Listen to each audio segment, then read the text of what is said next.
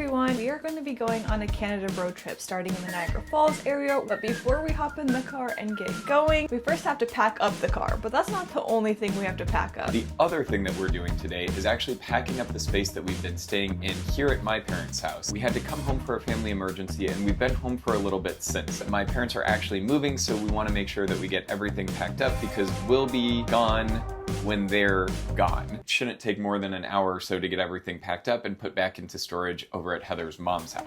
Finally feeling better, lighter than a feather, got the magic and it feels like a dream. We wake up in the morning. So it still looks like a mess, but we're making progress. So over here we have all the stuff that's going to be going camping with us, like our clothes, which includes a lot of warm gear since we are going to be doing Canada into the fall. Most of this stuff is going to my mom's besides some of the techie stuff, like obviously our work stuff there. All of this is going to my mom, so yeah, now we just need to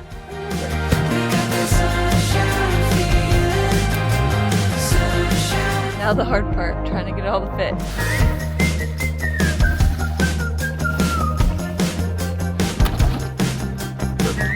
Bye!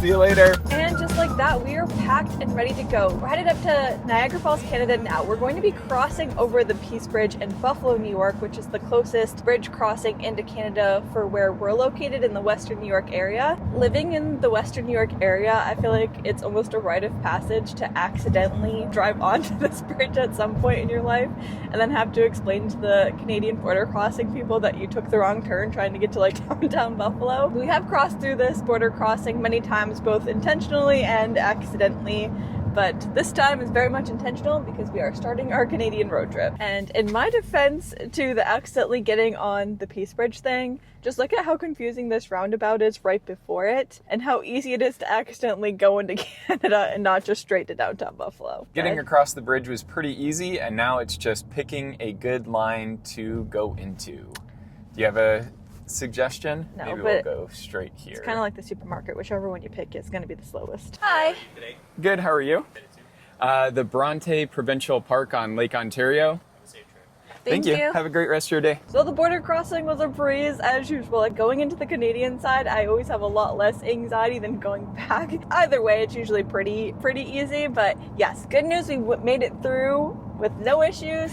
Bad news is it's starting to rain. But again, we did all the waterproofing to our tent, so I guess we're just gonna be putting it to the test. It's been a little while since we've been on this side of the border. We're headed to the Bronte Provincial Park, and it's between Niagara Falls and Toronto. It's a good central location for us to sort of explore both areas without it being too far in between. It was also significantly cheaper to camp there than anywhere near Niagara Falls. A lot of the campgrounds in Niagara Falls, even getting like the cheapest, no electricity, bare bones ones, were about $50 on the low end to about $100 on average. But this state park in particular was closer to the $30-$40 range, which we're wanting to stick with on our trip, and we get electricity included in the cheaper price. We're not too worried about it being a little bit further away because we have the guide along, which will give us points of interest along the way from Niagara Falls to Toronto. This is an app that we loved using while we were exploring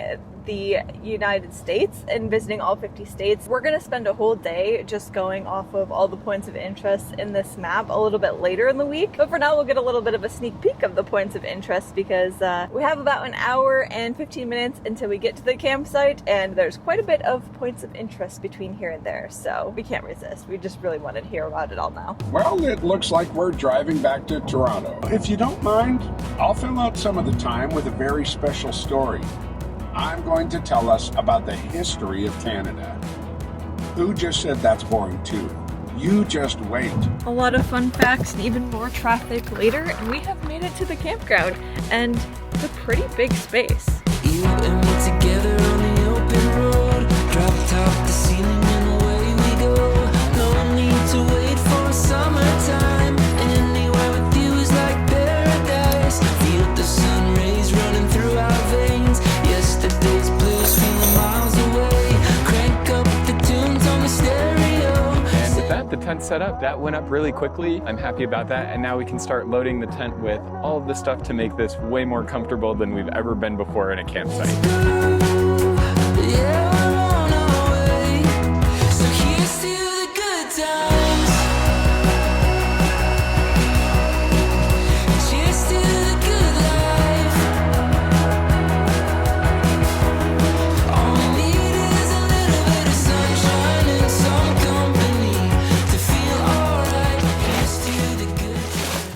to condense our bedding, including our double sleeping bag that we're going to need later as we get into the colder months, into October in Canada. We are using these bags. There's two different ways that you can get the air out, which is one by laying on them, which we definitely have done to squeeze out the air, and the other one is by hooking up the deflate air pump for our air mattress. But they work surprisingly well. We can fit both our giant sleeping bag, a sheet, another sleeping bag material comforter, 2 large pillows, and is that it? Oh, and a fleece blanket, all in this little bag.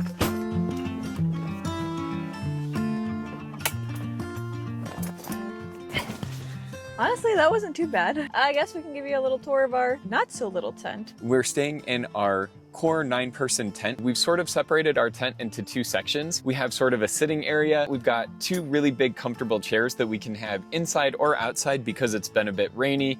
Inside for tonight. And on this side is our air mattress. Is it a queen or a double? I think it's a queen. A queen air mattress with a camping cot and a little pop-up table. All of our clothing for multiple seasons is down there with the really hot summers, because we're at the end of August now, so we have tank tops as well as really warm clothes. And then our bedding is also under the table with some of our essentials like hairbrush and toiletries, things like that. Yeah, and toiletries. All of our food and smelly stuff as far as different scents go is in our trunk of our car. That's pretty much it. We had the air mattress for a long time. This is an old air mattress, so we'll see how long it works, but worst case scenario, we can stop at a Walmart somewhere. The cot that the air mattress is on, we bought off Facebook Marketplace for $30. The entire tent is usually like a $350 tent, $100 off Facebook Marketplace. The chairs that Mike is sitting in, those are stolen from his parents. The cooler is stolen from my dad. The table we had from before. I think this is stolen from my mom though, somewhere along the line, so. We definitely didn't break the bank with this. Yeah, the camping grills from my grandfather. We did have a lot of this stuff before in our van, but when we sold the van, we kind of sold it as a complete package. There's only a few things that we have left over from the van. Basically the bedding, like this blanket was in our van and our big sleeping bag, but that's pretty much it. We had to start completely fresh, and we did that by being thrifty and borrowing from our parents. I think this is definitely getting into glamping. And no, it is glamping. We are by no means roughing it here. The last time that we stayed overnight in Canada, I think goes all the way back to when we were driving back from Alaska. Yeah, so it's been a while. It's definitely been a long time since we've gotten to spend any real amount of time in Canada. And I'm really excited to do more in this area than we've ever done, as well as going further north and east than we ever have before. So a lot of new adventures, and we're excited to get to all of those. I do think our campsite has electricity, but it's shared with the next one over. But we have to figure out how to reach out that far. Yeah, because our extension cord is not. We have a pretty long extension cord, but it's definitely not that far. So we might have to go buy another extension cord or charge our phones out in the open. Thankfully it stopped raining. Yeah, I think we might need like a 100-foot extension cord to reach as far as it is. I think we actually have one too in like our stuff. We just didn't think we would need it and left it. Yeah, rookie mistake. Here's the rest of our stuff. This is the cooler that I was talking about, our air fryer and fan. Yeah, it's a little bit late tonight. It's about 7:30 now, and it gets dark around 8:30. We're on like the second half of August. So I don't think we're going to have much daylight left to be able to do like a full cooking thing. But especially with how wet it is, like you said, the fire wouldn't really be super great. But maybe we'll run out to the store, grab something to throw in the air fryer, come back and eat. Or maybe we'll just find something out, you know. There's fast food or Walmart, so maybe we'll have to track down extension cord or food. One of the two. Yeah. Let's show you our electric situation. Okay. So the tent is here. And so honestly, having any type of electric at a campsite is pretty useful. Most of the time we go as cheap as possible, and when we've tent camped in the past and don't even get electric. So we're not complaining. It's just definitely a unique situation because we definitely don't have an extension cord that goes from there all the way over there.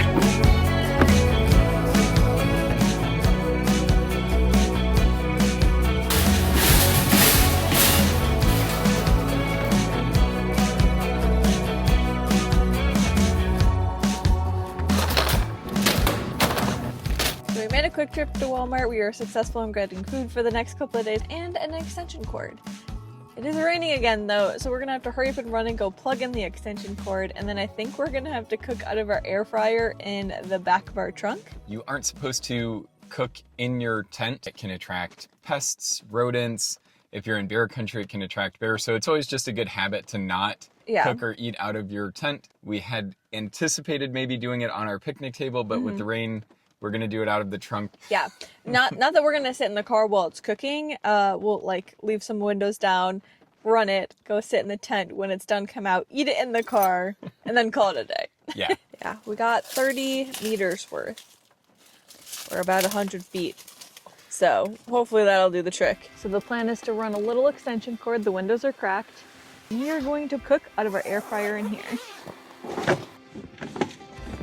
Surprisingly, the pizza pops came out really well, even though they were cooked in the trunk of our little car with extension cord run through the window. But if it means no raccoons attacking the tent overnight, I think that's a win. The last time we had these was on the Alaska Highway, and we thought they were the absolute best things, so it's been a while since we've had them. This is where we're going to leave you so we can chow down on all this food and then run back to the tent before we get even more soaked. We'll catch you in the next one. I'm living